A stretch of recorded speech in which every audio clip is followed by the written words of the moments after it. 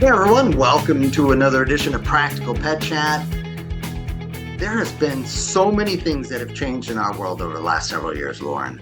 I really want to hit on something that I get asked about time and time again. I was just at this big, conference not too long ago, and it was a hot topic of going back to the workplace and how that impacts people. And a comment I kept hearing quite a bit was, "Well, I got a dog, I got a cat, I got a bird, I got a during the pandemic, and now what am I going to do? Because if I have to go back to work, then I've got to figure out how to take care of that pet." And in some ways, I'm kind of stunned, to be honest, because your life is going to change throughout the time that you are a pet parent. And so I would hope that people were thinking about that as they were thinking what pet they were going to bring into their home. I know my kids and my wife will tell you, I am adamant about when we take in a pet being, we have a responsibility and we will have the family meeting and the like, hey, what happens and all that. So we're probably a bit over the top, but I mean, just the cursory, like, hey, here's my current situation, and where do I see I'm going to be over the lifetime of this being should be a starting point. But apparently it's not. So, yeah, I have mixed feelings about this. Um, Full disclosure, I work from home. Actually, I'm kind of hybrid, but for the most part, I work from home. And I screwed up when I had 12 animals. I made it so we never left them alone, like never. They went to the store every day, they went home every night. We didn't take a vacation for the length of their lives. And when you have 12 of them, that's a long freaking time because you don't get them all at the same time. Um, and and we set that situation up. It was our fault. The expectation that we set for them, was completely our fault. So I didn't do that with these two dogs. We made it so that we could leave the house and go to dinner and do things and that kind of stuff. So, it's about what you set up. I I think a lot of people use it as an excuse because I mean, let's face it, when the pandemic hit, it wasn't like we thought it was going to stay that way. It was going to be 2 weeks and then it was 6 weeks and then it was, 2, 3 months and then, it got longer and longer. But nowhere along the line did anybody say it was going to be permanent. So the failure of people to consider what would happen and the ridiculous expectation that there would not be, for a lot of companies, a requirement to return to work is short-sighted and and self-serving, frankly. It's always been that we've gone to work. Before the pandemic, we all went to work. What do we do with our animals? Whatever it is we do, Right. nothing should change. And I don't consider that a valid excuse. I don't consider that to be um, a reason for a company to have to change how they view themselves to accommodate their employees. And I guess it depends on the company. There have been some hardline companies, you and I see this all the time where the companies are like, either you return to work or you're going to be without a job because we're not doing the work from home thing anymore. Or it's now a mandatory hybrid. You need to be at work, 3 out of the 5 days a week, whatever it is. And I applaud any businesses' right to run themselves the way they choose, because it's their vision. And the result of that will be shown by patronage or lack thereof, by whatever. Like it always has, right? I mean, if you decide something that the vast majority of people thinks is terrible for a business to operate, then they're going to respond accordingly. So I applaud that and let the chips fall where they may. At the same time, I look to people using that as an excuse, and I think a lot of it is an excuse. And the reason I think that is how many people who continue to work from home, which are quite a lot in percentages, returned their animals to the shelter from which they were adopted, Yeah. or turned them loose, or gave them away, or took them to a different shelter, because now life has returned. And while you may not want to return to work, you do want to go hang with your friends, and you do want to go to the movies, and you do want to go shopping, and you want to do all these things outside of your home. And oh, well, Fifi and Rover are now a challenge to my lifestyle. I don't think that a job is any different. That is part of your lifestyle. Well, and it's a big part.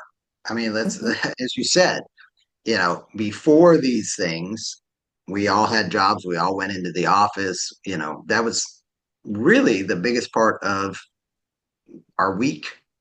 And so it is interesting. I like to that, you know, we're being honest here, folks. It's an excuse. A lot of things are in life.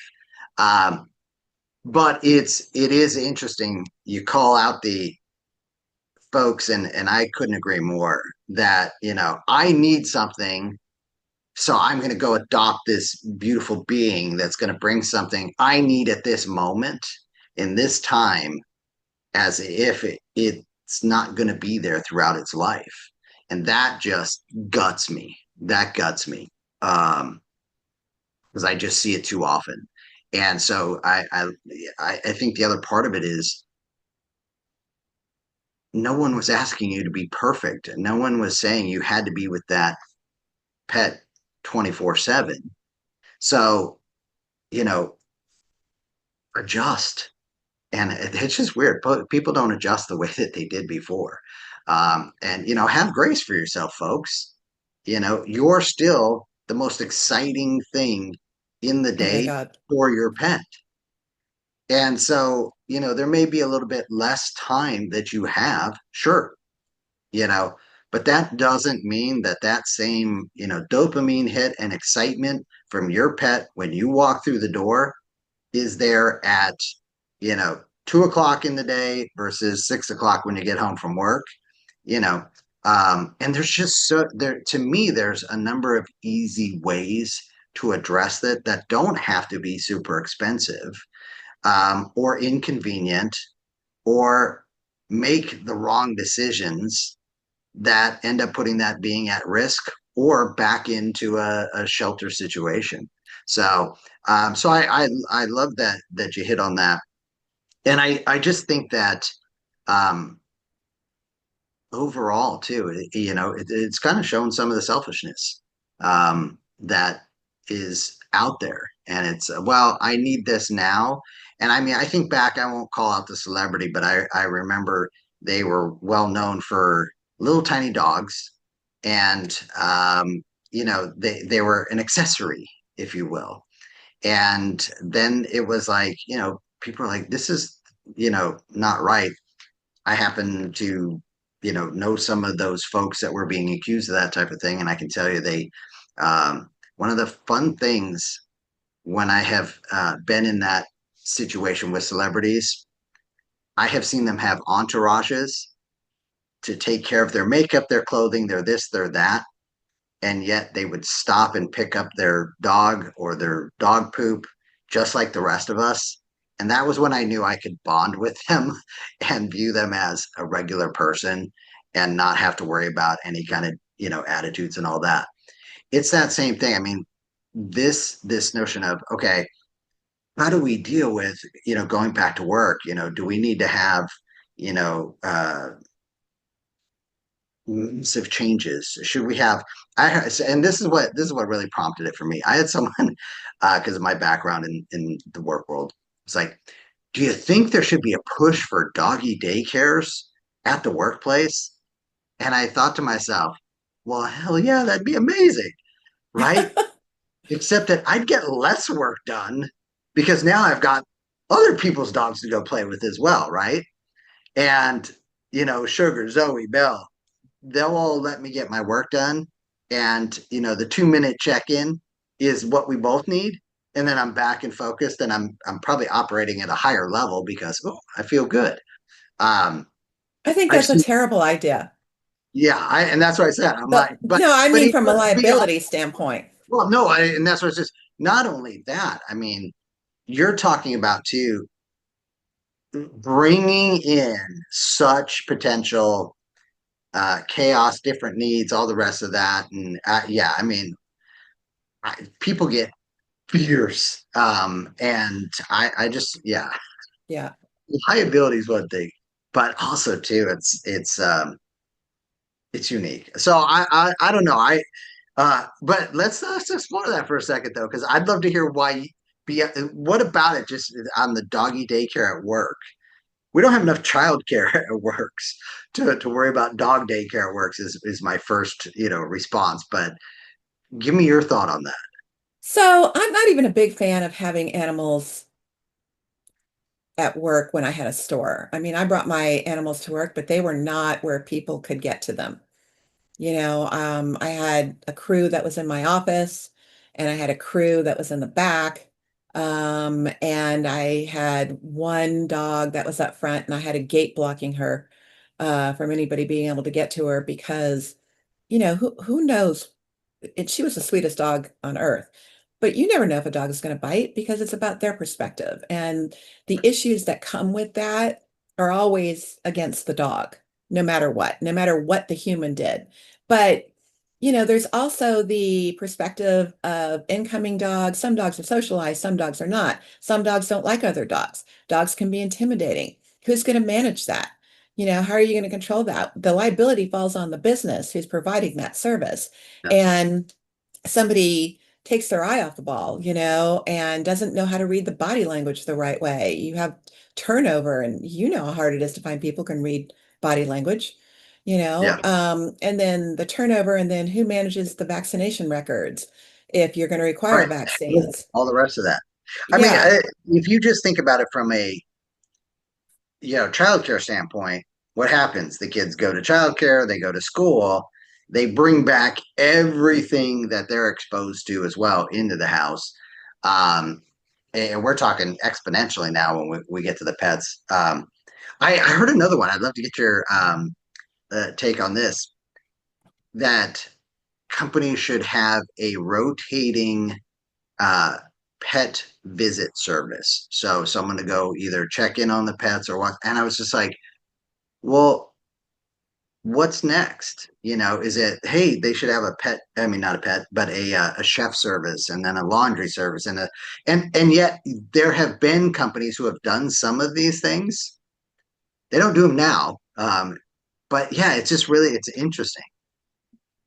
So are you talking about going to the employee's house to check on Yeah, their where animals? where they would hire one of the like dog walking services, Right.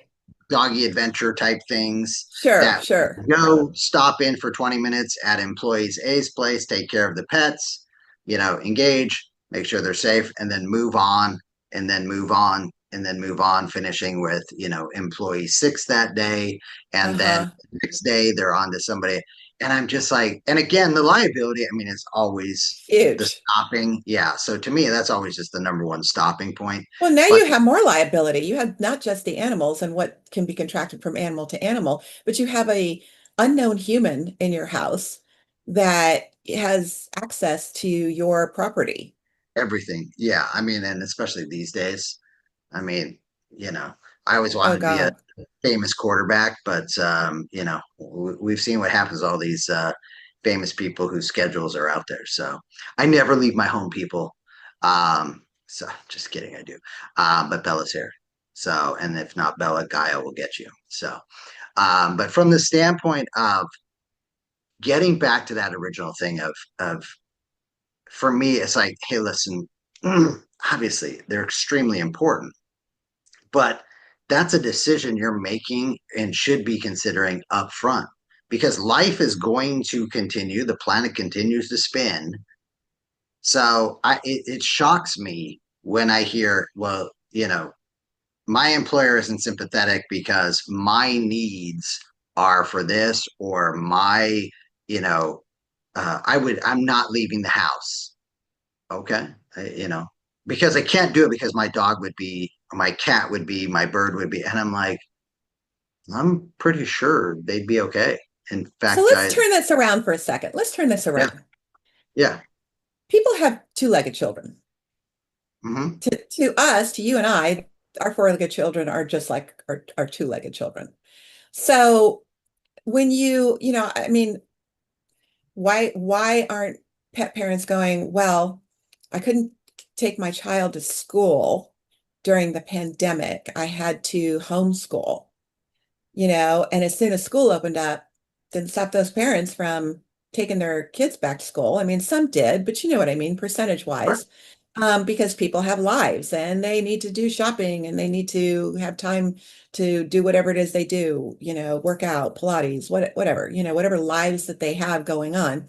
They didn't use their child to say, well, I have my child now 24/7, so I can't do any of that stuff. It's an excuse. It's the um this is what I want and this is what I think I can utilize to manipulate that want. And I don't think and employers are all different. So, if you're the warm and fuzzy employer that wants to try to find a way to utilize that into your plan, I'm not telling you not to do it. I'm just saying that on a large scale for larger companies, it's ridiculous to think that they can come up with ways to accommodate that and the cost involved, and if people come back and say, well, now I have to pay additional costs to have somebody come in and check on my animal. Well, you actually don't because people have done it for years. But let's say you do. Okay. Did you have children? Because did you incorporate the additional costs that it was going to take to put your kid into daycare, take your kid to school, get after school care, anytime you go out, anything you want to do, all of that, everything you do in life, you should be thinking of the long-term ramifications. And it's easy to say, well, I don't need to think about that when I'm buying a car today. Your car is not living and breathing. And your comment earlier about nobody is asking you to be perfect. Some of the happiest animals on earth live with homeless people who have none of the pleasantries, who have no home, who sleep outside, and you'll see them, bonded and cuddled up to their human no differently and sometimes even more greatly than a dog whose pet parents give them everything. It is not a dogs don't think like that. Animals don't think like that. Well, cats might. Cats are pretty demanding, but for the most part, animals don't look at that. They just need to be cared for, and they need to be loved, and they need to have somebody put them as a priority genuinely, not as an excuse. So you do what you got to do. I mean, when I had to get a dental for my kid, to meet my personal requirements of what I needed out of the veterinarian who did it, cost me a fortune to find that person and utilize that person. And I went into it fully aware of that commitment. Can everybody do that? It's a choice. I'm willing to do without other things in order to do that. So I think you have to think about that. You can't take a kid out of a situation selfishly to fulfill your needs. And then when you no longer need what that kid came into your life giving you, dispose of it in some way, whether that's turning it loose, giving it away, taking it to a shop, whatever that is. The crushing uh loss on the animal. I don't know how you live with that. I honestly don't. I don't know how you live with that. Yeah. Yeah. And I I had a conversation with the folks and I said, so let me get this straight. You can't go back to work because you need to give 100% of your focus and time and attention to your pet in your house. Is that serving the employer? Is that serving you? Is that serving your pet? Or is this just, hey, that's how I feel? Because if that's how you feel, cool, I respect that. We all have the right to our feelings. But that doesn't mean everything else has to adjust to how we feel, because then we'd never get anywhere, because everybody's got different feelings about different things. And yeah, it was interesting as this person was getting a little fired up with me. I said, just, I mean, break down a day for me. How does it, like, I'm just trying to understand this. I think this is very fascinating. And we're definitely going to do a podcast about this at some point. And that person, just was like, well, I log in and I this and I that. And, they're right beside me the entire day. And I'm like, okay, all right. Um, when you're not around, like let's say you have to go buy groceries, or you have to go, run an errand, you have to go visit a human being at some point. Is the dog with you the entire time? Is they not? And by the way, I know there are people that are like that. There are some folks, they're attached at the hip. Dog's name should be Shadow. You know, that is the exception, not the rule. And I just see so many people though clinging to this. Well, this is just cold hearted. And you read the comments that go out in these different groups, and I've seen them for so long now. It wasn't until someone that caught me off guard with their statement of like, I can't go back and I'm just gonna have to find a new job. And I'm like, wow, that just seems so extreme. You've had this job for a long time. And I love your point. You had it pre-pandemic and you had pets. But now post pandemic, something has changed where that's now your new line in the sand. Hey, far be it for me to tell you you're wrong, but you're certainly adding, a layer that I'm not sure I would go to. Do people honestly think that when they're on those groups, on their phone, on their computer, they're logging in to do their work or whatever, that they're with their animal? Yeah, I think the impression is, and so this is where I'm divided, right? The impression is I'm there in the room, and so I'm providing safety, comfort, all that. To an extent, sure, but that doesn't mean they couldn't find much of that, and maybe then some. Because if we get into the mental stimulation of things and all the rest of that, you know, Belle loves being next to me. I have her in my office all the time. But she gets bored. She wants to go outside. She wants to watch the squirrel circus perform. She wants to see the birds. She wants to, ground herself on the actual, grass and ground. So to me, she doesn't have to be a shadow when she's So around. that you're talking Great. about the dog that the other day when you and I were on the phone together and you were just coming home, she was in the pool because she was so devastated that you were She gone was torn apart that Dad was not there, that she hovering went over her. swimming. And then when she Yeah, saw you, she came out, gave you a big grin, and jumped back in. jump back in. I Yes. mean, come on, this is transference. This is wanting to, Yeah. and my dog's Well, pout. and When we're, I'm not someone I'm able to work like you. oh, I know. But I mean, my dog's But pout I when will I'm say, leaving. no, that's the whole thing, where it's just like, you're right. And that's the funny thing, because it's hard to say that to people these days because everybody gets offended about everything. Oh my Uh, gosh. but you can't say like the dog doesn't fall apart, you fall apart. Okay. Let's talk about that. Let's work on that. Because there are a lot of things we can do, and you and I have talked about some of those to make the environment and the time away from us. And by the way, that's healthy anyway. I mean, that's healthy for humans. Yeah. It's healthy for pets. But yeah, no, interesting topic. Just one that, like I said, this person really caught me off guard, and it is really stuck with me as unfortunately all of you have just heard for the last half hour. But what's your thoughts? What's your feelings? Let us know. Send us an email, practicalpetchat@gmail.com. Sometimes we go off on these unique ones, and I hope you found some enjoyment out there. I appreciate you joining us. I look forward to seeing you again next week. Thanks again, Lorin. Bye, guys.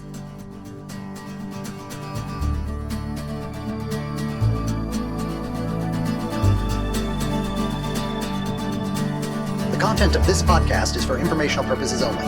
It is not intended as, nor should it be construed as, professional medical advice, diagnosis, or treatment for your pets. Always seek the advice of a qualified veterinarian with any questions you may have regarding your pet's health or medical condition. Never disregard professional veterinary advice or delay in seeking it because of something you have heard on this podcast. The hosts and the guests of this podcast are not liable for any actions taken based on the information shared during these episodes. Any reliance on the information provided is solely at your own risk. Copyright 2025 Practical Pet Chat, all rights reserved. Unauthorized duplication, distribution, or reproduction of any content from this podcast, including but not limited to audio, scripts, and show notes, is prohibited without prior written consent. The opinions and views expressed by the host and guests are their own and do not necessarily reflect the views of Practical Pet Chat.